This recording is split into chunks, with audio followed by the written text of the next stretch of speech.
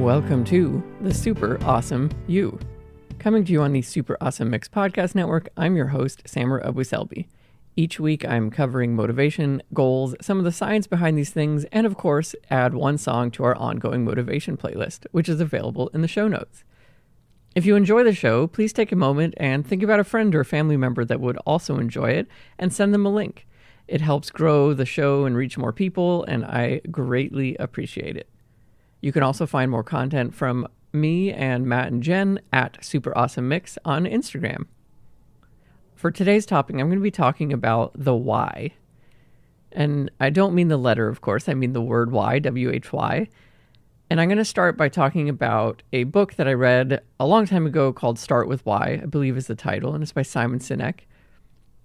And the whole thesis of this book is that I believe it was kind of business focused, because the only thing that comes to mind is talking about companies that start with why and how successful they are, but really the story could be expanded to just about anything.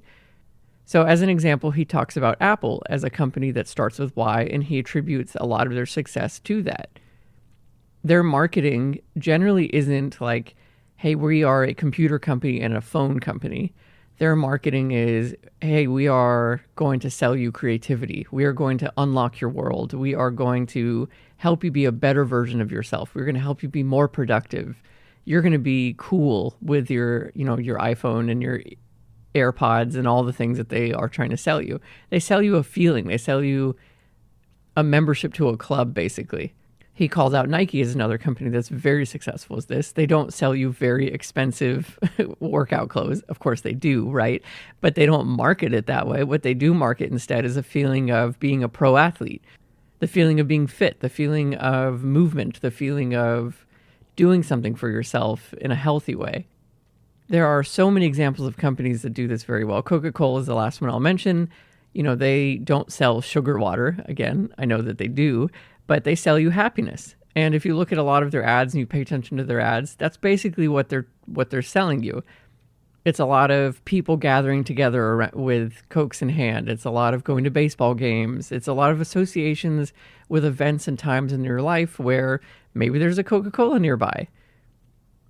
And all of their advertisement is basically pointing at that. That's why they want you to drink Coke. That's why you would drink Coke, because you are a happy person and happy people drink Coca-Cola.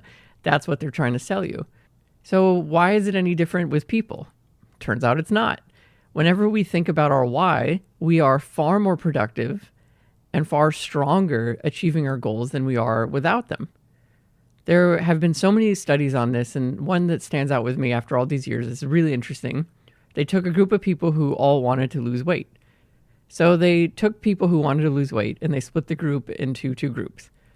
On one side, they asked people at the beginning of this study, I think it was like 8 weeks or 12 weeks, something around there, to write down their goal weight on a sheet of paper and put it into an envelope, and they'll open it later, or they just, they wanted them to write it down.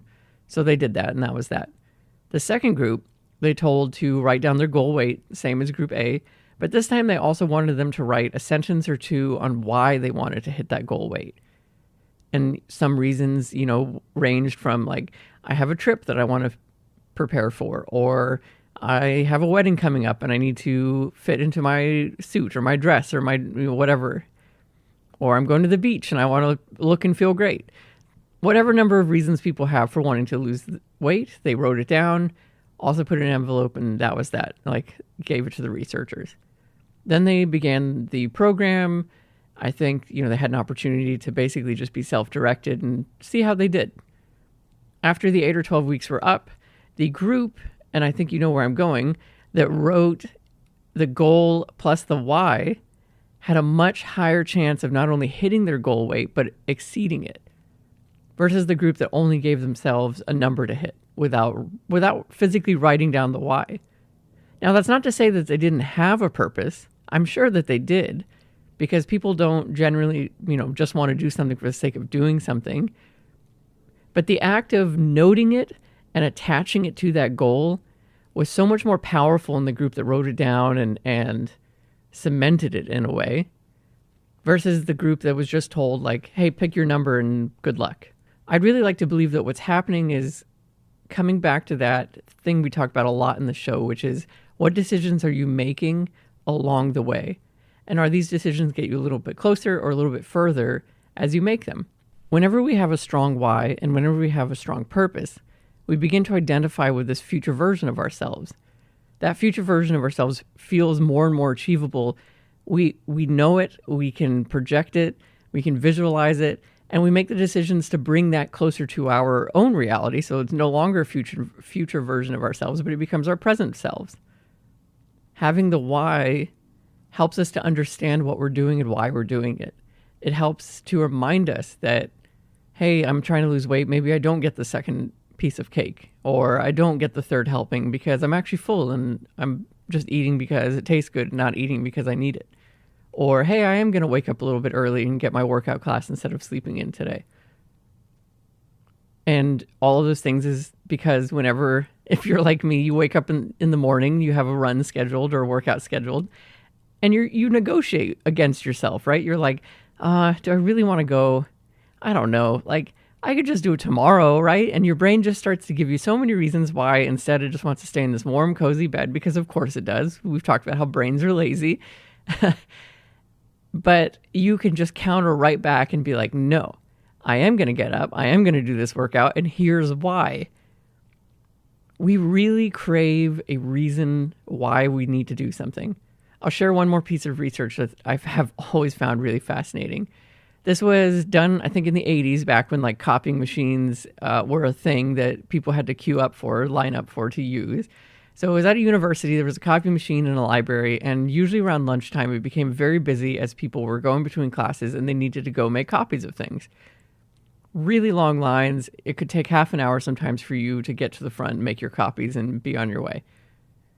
What they did is that they had people walk up to the line very close to it, basically cut the entire line, and ask the person, ask the people in that space, hey, can I cut in front of you? And just see what the response rate of yes versus no was. And they had variations of this. So the first person would just come up and be like, hey, can I cut in front of you? Overwhelmingly no. It was like a 90% no rate. Only 10%, some of the kindest people on earth, I'm sure, said yes right off the bat. Then the second group would go up and they'd say, hey, can I cut? But they would add, because I'm late.